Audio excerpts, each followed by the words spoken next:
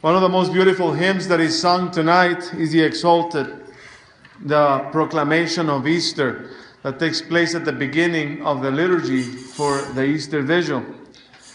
It is done as an offering of the candle to God.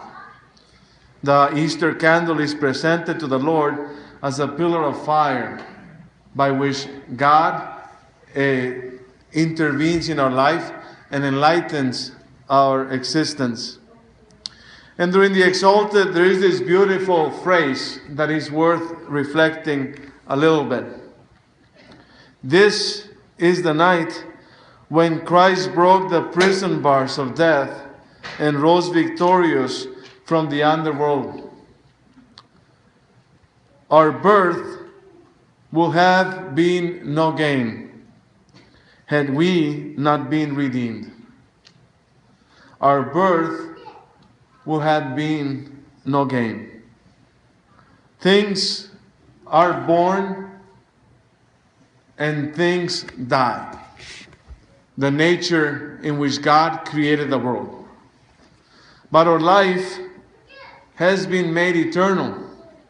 God made us with an eternal soul in His image and likeness.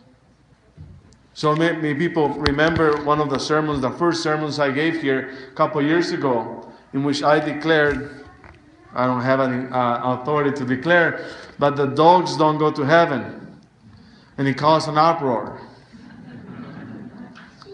I said there might be dogs in heaven, but the dog of the animal, the soul of an animal does not permeate existence. So people say, Father, can we pray? No. It doesn't permeate existence. It exists for us. For our enjoyment. God created the whole universe for us to enjoy. For us to live in it and for us to be stewards of the universe. Something that Pope Francis has called us to think about. And that this is our common home. But things in the world die. Plants will die. Animals die. But the human person is different because God created us in His image and likeness. When God gave us life, the moment that He knit us in our mother's womb, He instilled in us eternal existence. To live always. But through sin, death entered the world. And I remember what Pope Benedict, he said once, death is given to us in this life as a solution to sin. God gave us death for us, though we're not meant to die. God gave us death as a solution to sin, because if there was no resurrection, if we were to live always in sin and there was no redemption, life will have no meaning. Imagine living always, like vampires, for example. You are live for centuries and centuries and centuries. And then what is next? If there is no grace, if there is no presence of God, why would we want to stay in this life forever? There is only so many people we can love. There is only so much existence that our presence in this life can have. We need more. And this is the reason why Jesus came to the world and the reason why Jesus rose from the dead. If we had not a Redeemer, our birth would have been no gain. For no reason would our life be here. Oh, wonder of your humble care for us. Oh, wonder of your humble care for us. The care that God has for us is so much. The love that He has for us is so much. That all love, all charity beyond all telling, to ransom a slave, to ransom each one of us, God gave away His Son. You gave away your Son. Such is the love of God, my brothers and sisters. Such is the love of God. Love is always first, and love is always the greatest gift that God has given us. But for us, my brothers and sisters, we remain broken. We remain broken. So God has given a solution as well to the lack of love. And that solution is mercy. Mercy. Love is wonderful. Love is great. I think if I agree, everybody in this room will say, how many of you love? Love. People. Otherwise, there is the door. How many of you love love? At the beginning especially, love is beautiful. Love is great. When we make new friends, it's always beautiful and it's always great. When couples meet each other, at the beginning, you know what I'm talking about, you know where I'm going. At the beginning, love is always beautiful, is always great. But then as time passes, things get old. Things begin to corrupt. Relationships begin to look different. After a while, they're not the same. It happens with friendships. It happens with marriage. It happens in all of our relationships with our family. And we love everyone. And we know that love is there. But something happens in the human person that is fragile. And we falter. And then we make mistakes. And then we realize that the people we love are not perfect.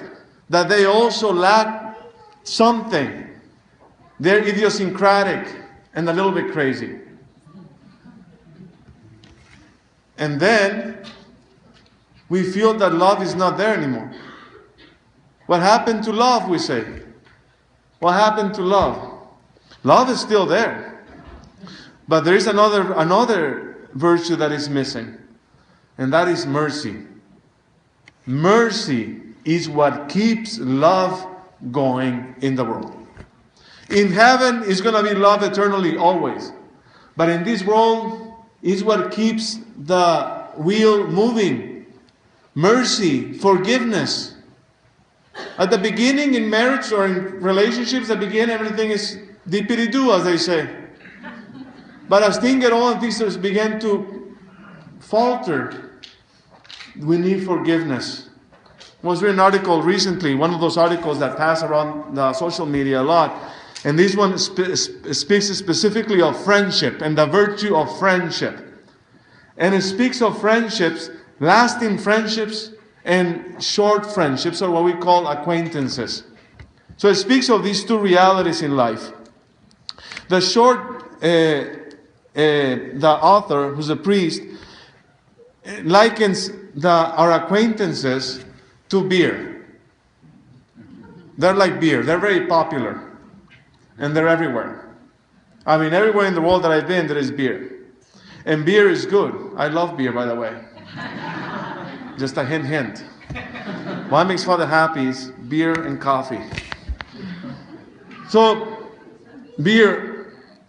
But he says beer is easy to make. As a matter of fact, one time I got a little cake that you can make your own beer. I didn't do it right, so it didn't come out right. Spent too much time and energy for 12 bottles, so I said I'm just going to get a 6-pack next time. But beer is very easy to make. You know, I don't know how to make it, but I know it's very easy. But then there is scotch. I love scotch too. Single malt, by the way.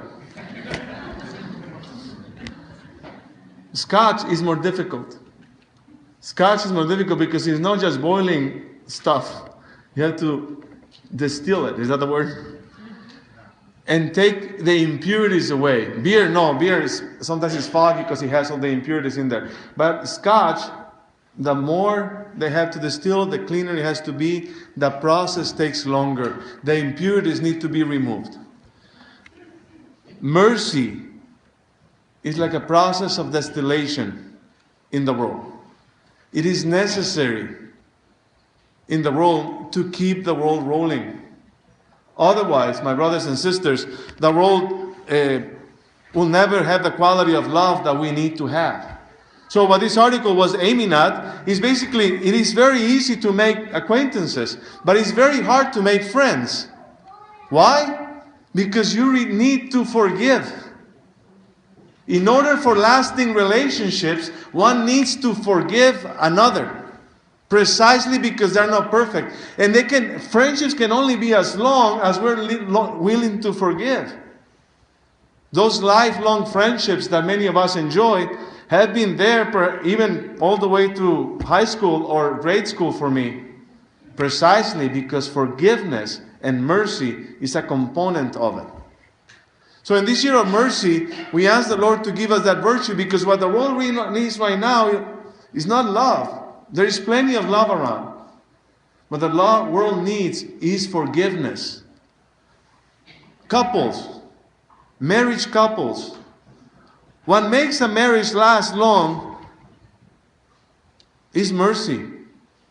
Forgive one another, St. Paul says. Forgive one another. The moment that marriages stop forgiving each other, it begins to crumble. Begins to crumble.